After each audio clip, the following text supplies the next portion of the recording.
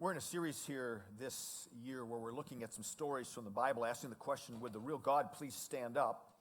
And so far we've looked at a couple stories that have talked about God and this loving God who created us to love us and lavish grace on us. And next weekend we're going to get back into that series by looking at the story that sort of asks the question, what went wrong?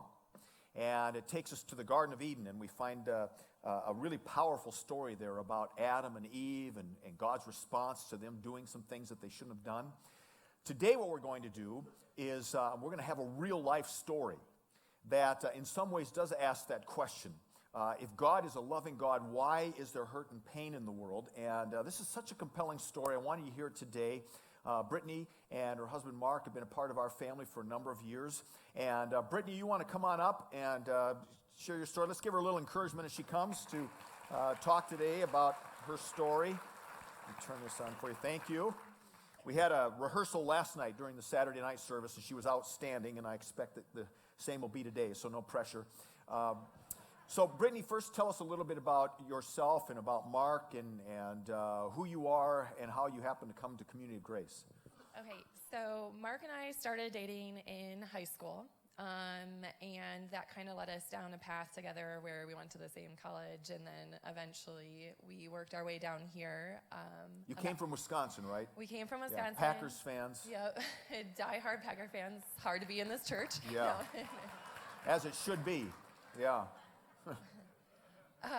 But about 7 years ago, we moved down here just for kind of jobs and then also for the weather. So we lived in the apartments just down the road, and I think about 4 months after we moved down here, we started coming to Grace. And I know that you've both been very involved in Lake Pleasant Mobile Home Park Estates. Mark was on our board for a while, and he's now on our committee to find a new pastor. So because this is an important part of your story, how old are you right now? I'm 31. All right, 31, so you're just very, very young, just getting started. But a couple years ago, you received some very devastating news, so tell us the story.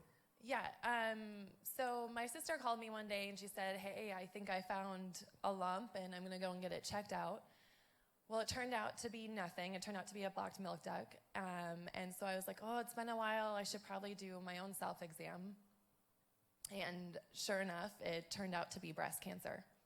And it was not just breast cancer to say just breast cancer, but this was a very rare form of breast cancer. Yeah, so it's called triple-negative breast cancer. I didn't know that there was different kinds of breast cancer. I thought breast cancer was just breast cancer. And it turns out that I think the percentage is 15 to 20% of breast cancers are triple-negative, meaning it's not fed by hormones. It's actually just kind of fed by your body. And so on top of my age of diagnosis, I was diagnosed at 29. It kind of put me in just this rare category. But then it's a really aggressive form of breast cancer, which means that it grows really rapidly. So most breast cancers will kind of grow at a rate at about, there's a scale that they use, it's about 0 to 100, and mine grew at a rate of about 78, where most grow at a rate of about that 25. Okay. So when you received this news, it's probably maybe not so hard, but what was your initial reaction? How did you and Mark respond to that news? To be honest, it was when I got the call initially. I headed out to work after that and ran a clinic, and it was just kind of a feeling of numbness. I remember going through the motions of those first 3 days. My eating, my sleeping was all kind of irregular. I was just kind of going through the motions and not feeling. And I think finally at the end of those 3 days, I had that moment of prayer where I was like, I need some help. And so I kind of prayed, and thankfully, the next morning, I just kind of felt this burden had been lifted, and I think Mark and I had cried probably enough in those 3 days for a whole year. But that burden was kind of lifted, and I think we kind of felt like if this was God's plan for me, then this was God's plan for me, because at that stage, you find out you have it, but you don't know how far along it is. It takes some time to kind of figure that out. And so we were just kind of under the pretense that if this was God's plan for us, and this was God's plan for us, and it is what it is. So I mentioned that next weekend we're going to ask kind of that question, if God's this loving God, why do these things happen?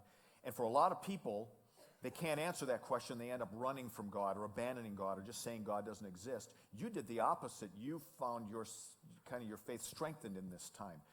What was God up to in your life during this experience? Yeah, I think it was really interesting because we've always grown up in the church, so we have a lot of kind of that background in us. And I think when I kind of had this experience where during radiation, I would use that time to go in and pray, which is a really powerful thing because I would just kind of, it's not very long, it's only 5 minutes where you're laying there, and I would use that time to kind of just pray for not just myself, but for everyone, and it was kind of really just easy to let all my burdens kind of out, and then it was kind of just a powerful time to be able to do that. And I actually started to look forward to it a little bit because it was a slowdown in my day, which doesn't happen often. And so not only was the cancer devastating, but the treatment for it wasn't a piece of cake either. So there was things that happened to you as a result of that. Yeah. So for those of you who've gone through it, the way it starts actually is you find out that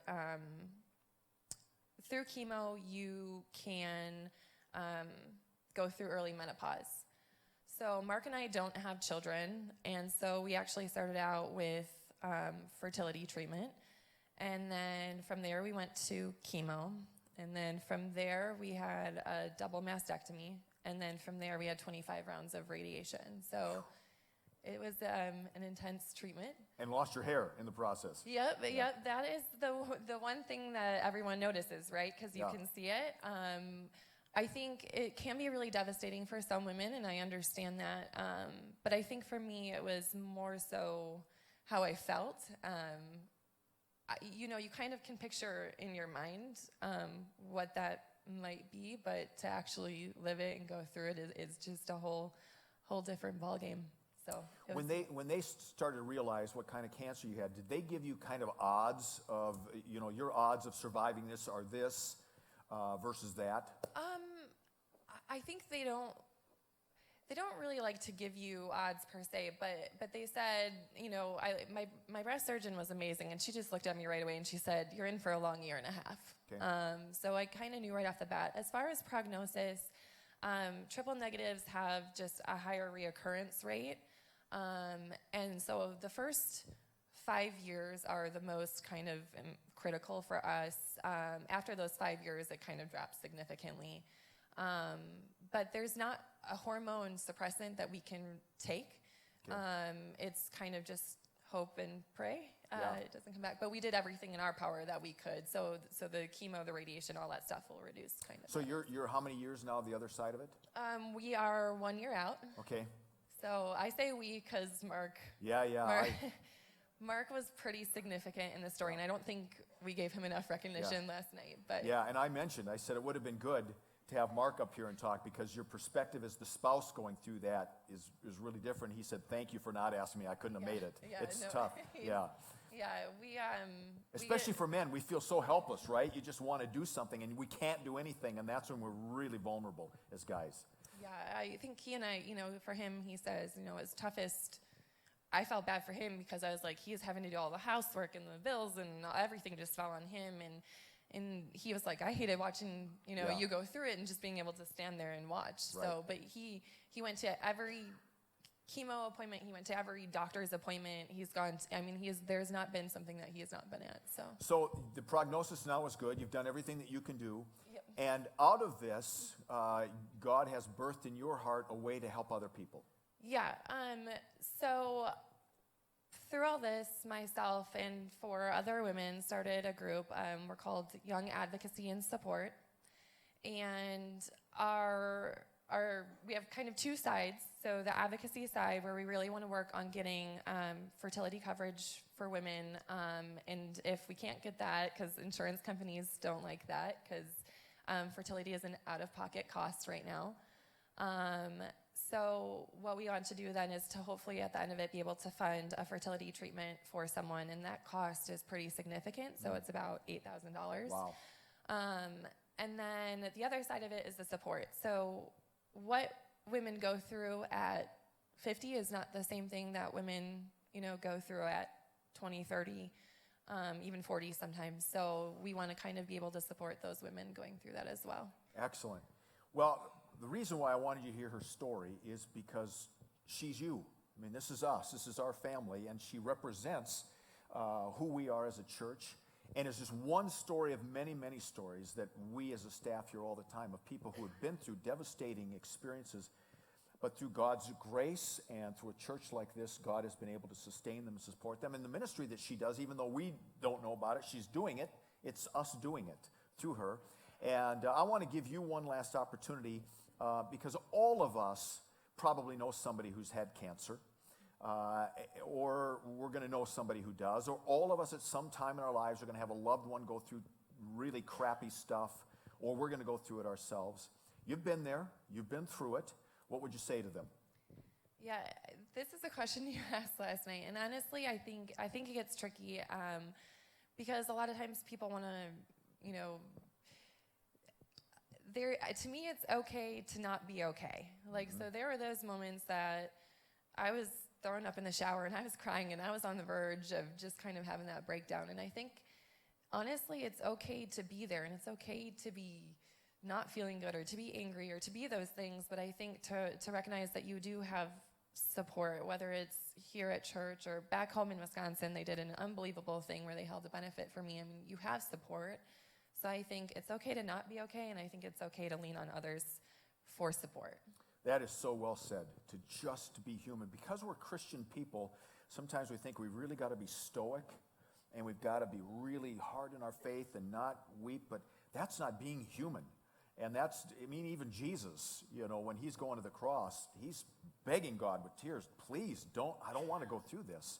So that's just a part of being human, and it's God's grace that carries us through, not necessarily our strength. So you have been amazing today, and you've been an amazing story for us this entire year-to-year process. So thank you. Let's thank Brittany for sharing her faith with us. Thank you, my friend. It's good. Thank you.